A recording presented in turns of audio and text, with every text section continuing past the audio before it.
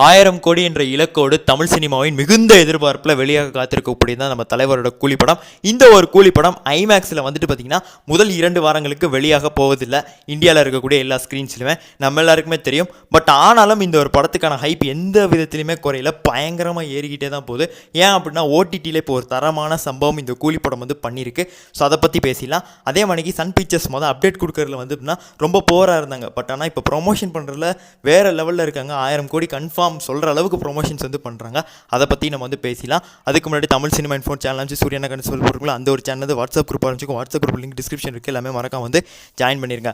Okay right. இந்த ஒரு படம் என்ன ஓடிடியில் சம்பவம் பண்ணியிருக்குன்னு கேட்குறீங்க. இந்த ஒரு படத்தோட ஓடிடி ரைட்ஸ் அமேசான் பிரைம் 120 கோடி கொடுத்து வந்து தான் வாங்கியிருக்காங்க. இந்த வரைக்கும் எந்த ஒரு படத்துக்கும் இவ்வளோ ஒரு ப்ரைஸ் கொடுத்து வாங்கி இந்த ஒரு படத்தை வந்துட்டு 8 வாரங்கள் கழித்து தான் அவங்களோட வலைத்தளத்தை ரிலீஸ் பண்ண சொல்லியிருக்காங்க. பொதுவாக 4 வாரங்கள் தான் வந்து சொல்லுவாங்க. அதுக்கடுத்து ஏதாவது பேசி செஞ்சு 3 வாரத்தில் வந்து ரிலீஸ் பண்ணிடுவாங்க. பட் இவங்க சொன்னதே 8 வாரம். ஸோ அப்போ பார்த்துக்கோங்க எந்த அளவுக்கு கதை மேலே நம்பிக்கை அந்த ஒரு டீமுக்கு இருக்குதுன்னு. அந்த அளவுக்கு ஒரு தரமான வெற்றி படமாக தான் அமைய போகுது. அதுலேயும் மாற்று கருத்து இல்லை. அதே மாதிரி இந்த ஐமேக்ஸ் ரிலீஸ் ஆகுதுங்கிறதுனால ஃபேன்ஸ் எல்லாமே வந்து கொஞ்சம் கவலையில் இருக்கீங்க.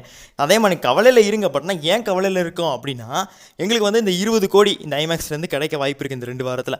அந்த 20 கோடி போகிறதுல எனக்கு வருத்தமே இல்லை. இந்த ஒரு மனுஷன், இந்த ஒரு படத்தோட டேரக்டரான லோகேஷ், அவர் அவ்வளோ ஹார்ட் ஒர்க் போட்டிருக்காரு 2 வருஷம். பட் ஆனால் அந்த ஐமேக்ஸ் கேமரா வச்சு அவ்வளோ எஃபெக்ட்ஸு அவ்வளோ போட்டிருக்காரு. பட் ஆனால் அதை நம்மளால் வந்து பார்க்க முடியல. இந்தியர்களால் அந்த ஐமேக்ஸில் அதை எக்ஸ்பீரியன்ஸ் பண்ண முடியல. அதுதான் நமக்கு வருத்தமாக இருக்கே தவிர மிச்சபடி கலெக்ஷன்லாம் எங்களுக்கு பயமே கிடையாது. வார் 2 நண்பர்கள் எல்லாருக்கும் அதுதான் நம்ம வந்து சொல்ல விரும்புகிறோம். அதே மணிக்கு ப்ரொமோஷன்ஸ்லாம் தரமாக வேறு லெவலில் பண்ணுறாங்க. ஹைதராபாத்தில் வச்சு ஒரு சாங் லான்ச் பண்ணுறாங்க. இது வரைக்கும் ஆடியோ லான்ச் பண்ணி கேள்விப்பட்டிருக்கோம். ப்ரீ ரிலீஸ் ஈவெண்ட் வச்சு கேள்விப்பட்டிருக்கோம். ஒரு சாங்கை லான்ச் பண்ணுறாங்க. Anirudh has potential. ஏன்னா ஒருத்தர் கான்செர்ட் நடத்தினான்னா உலக மக்கள் எல்லாருமே வந்து தான் பார்ப்பாங்க. அதை ஒரு அட்வான்டேஜை வச்சு ஹைதராபாத்தில் வந்து ப்ரொமோஷன் பண்ணுறாங்க.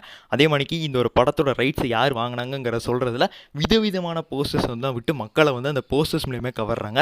இந்த ஒரு போஸ்டரை பாருங்கள். ஸோ இந்த ஒரு படத்தோட நார்த் இந்தியா ரைட்ஸ், அதாவது ஹிந்தி ரைட்ஸை வந்து பெண் மருகம் அவங்க தான் வந்து வாங்கியிருக்காங்க. அது சொல்கிறதுக்கு ஒரு போஸ்டர் நம்ம ரஜினியாவதே அமெரிக்கான் இருக்கிறது வேறு லெவலில் இருக்குது. அதே மாதிரி கேரளா ரைட்ஸை இவங்க தான் வாங்கியிருக்காங்க, இந்த ஹாஸ் அண்ட் மீனு அசோசியேஷன். ஸோ அதை வந்து வெளியிடுறதுக்கு தலைவரோட ஒரு செம்மையான ஒரு லுக்கு. பண்ணால் எனக்கு ஒன்று புரியல, தலைவர் ஏன் ஜீன்ஸ் ஷர்ட்லேயே மட்டும் காட்டுறாங்க, வேறு எந்த லுக்லையும் காட்ட மாட்டேங்கிறாங்க அப்படிங்கிறது நமக்கு வந்து தெரியல. படத்தில் வேறு மாதிரி வச்சுருப்பாங்களா, இல்லை படத்தில் இதே ட்ரெஸ்ஸில் இருக்க போகிறாரா, அந்த மாதிரிக்கு ஒரு டவுட் வேறு இருக்குது. பட் எல்லாமே வித்தியாசமாக தரமாக வந்து பண்ணிகிட்டு இருக்காங்க. ஸோ இதே மாதிரி பண்ணாங்கன்னா 1000 கோடி கன்ஃபார்ம். 1000 கோடி அடிக்கிறோமோ இல்லையோ, தமிழ் சினிமாலேருந்து ஒரு ஒருதான படம் இந்த 2025 நமக்கு வந்து கிடைக்கும் அப்படிங்கிற ஒரு நம்பிக்கை இருக்குது. இந்த ஒரு போஸ்டர் அப்டேட்ஸை பற்றி நீங்கள் நினைக்கிறீங்க, அதை கமெண்ட்ஸில் சொல்லிடுங்க. Tata bye.